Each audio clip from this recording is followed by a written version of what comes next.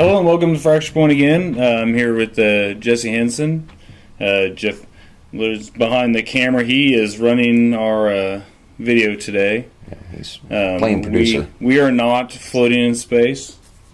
We're trying out a new green screen. Yeah, we're at our new shooting location that is definitely not my mom's basement. We're going to dub this little hideout Suite 2A. And so we've got some new toys, new location, just trying things on for size. So, Micah, what brings us here to our viewing audience today? Well, it's definitely seems confirmed now that JJ Abrams is going to be doing writing and directing even Star Wars Episode 9. So, a lot of people are starting to wonder if this is going to be the last of the Padawans movie. A lot of people are excited. There was a lot of fan outcry about the Episode 9, hearing about it being pretty wishy-washy, and when they announced J.J. Abrams was taking over, a lot of people seemed really excited and are really happy, I think, genuinely, to see him come back. I think they feel like he did great in Episode 7, and they're ready for him again. I think it would be more fair to use the term people have strong opinions. I think that might be more accurate. I'm one of those people with a strong opinion. Let's talk about JJ Abrams. Let's talk about the guy that brought us these Mission Impossible movies, especially, MI6. I got news for you, Tom Cruise. You're still not Keanu Reeves. Okay? You're not John Wick, no matter how hard you try. And no matter what J.J. Abrams does to you or what he tells you or what he pays you, sorry, you're not Keanu Reeves. Anyone else ever seen him do his 3-gun training that he does? Keanu Reeves, real deal. Okay. Sorry, Tom Cruise. You just... I can only see you in a white t-shirt and your underwear sliding across the floor. Okay? And Cloverfield. Yeah, here's another winner. Everybody went to see this and they're like, oh, it's such a great movie. It's so deep. It's so awesome. It's big scary monster. It had no plot. Just like his TV show Lost that he did. Well, at least it was aptly named. They didn't call it Lost because the people were lost. They called it Lost because anyone who watched it was lost. Because there was no point. It was like he kept trying to change around what the whole dang show was about. Ooh, it's a smog monster. Ooh, it's this. Ooh, look, crazy people. He didn't care. He just kept throwing his stuff at the wall and see what stuck. Yes, okay, he's already done one Star Wars movie. He went ahead and did Force Awakens. There's a lot of things I liked about it because I've been waiting a long time for a real Star Wars movie to come out because 1, 2, and 3 never happened. Midichlorians. Okay. And younglings. Things we shall not speak of. Okay, but let's face it, The Force Awakens was a rehash of A New Hope. But, yes, I got my jollies off on seeing the Millennium Falcon again. That was absolutely awesome. But it was a rehash of The New Hope. Okay, let's go back down his list to some of his less stellar work right here. The movie Gone Fishing came out in 1997, a buddy comedy with Joe Pesci and Danny Glover. Okay, a buddy comedy with Tommy DeVito from Goodfellas and Murtaugh from Lethal Weapon. Yeah, that one. Murtaugh from Lethal Weapon. Yeah, he was definitely too old for that stuff. And doing this buddy movie about these two going fishing. We've got Tommy DeVito and Roger Murtaugh all of a sudden are Joe and Gus. Yeah, real winner there. And I've got some more winners to beef on JJ Abrams about.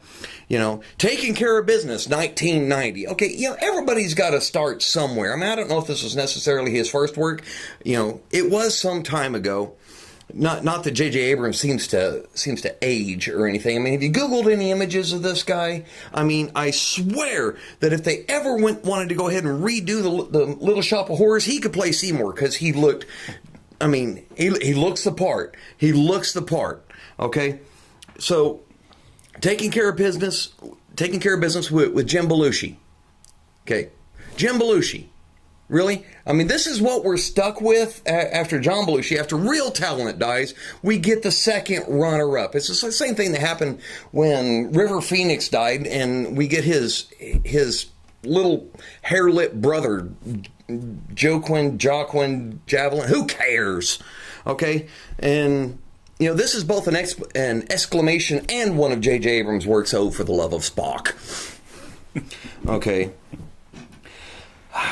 You know, he did the Star Trek Into Darkness, Star Trek Beyond, and everything. Okay, the first one, I really dug the part where, you know, he did the alternate timeline, which gave him creative license to be able to change a few things, made the Federation a little bit more militarized and everything, and, you know, Kirk got to have a reason to be a little bit more of a tough guy, trying to keep the language family friendly here, you know, rather than, okay, yes, he grew up in a perfectly wholesome family in the middle of Iowa, and now, you know, he's the baddest dude in space. It doesn't really work in there. But, you know, the guy carrying around some trauma with him, yeah, that kind of worked out. But I have a beef about him doing 2 of these Star Wars movies, you know, and he did those 3 Star Trek movies. You're crossing your fandoms, dude.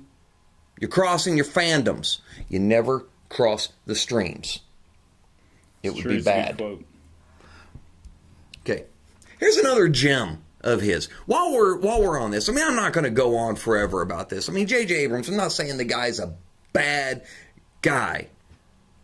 But come on. The movie Pallbearer came out in 1996, you know, riding the Friends train, you know, and what's he get? There's all these other people that were on Friends that had something to contribute to the zeitgeist out of Hollywood, but you chose David Schwimmer? Really? You were trying to make that guy relevant? The only thing that guy ever did worth a flip was playing the malingering hypochondriac giraffe. And really, the polka dot Afro zebra was a heck of a lot funnier than that giraffe with a bone in his nose. That's very true. Very true. Well, I don't know about you, but I have no real problems with them doing episode 9. I mean, we've got Ron Howard doing episode 8. What's wrong with that? You like Ron Howard? Nobody talks smack on Opie. You cannot say a bad word about the man that brought us Willow. And I challenge anyone to correct me on that one. I'm done. Well, it looks like all we have for you this week on Fracture Point. I think we're going to try and get out and watch the new Blade Runner movie. And look at doing a little review after that. Yeah, I'm better now that we're talking about real movies. I hear there's quite the little sneak peek in it, but you'll have to stay tuned and catch that later. Until next time, goodbye. And remember, freedom is the right of all sentient beings.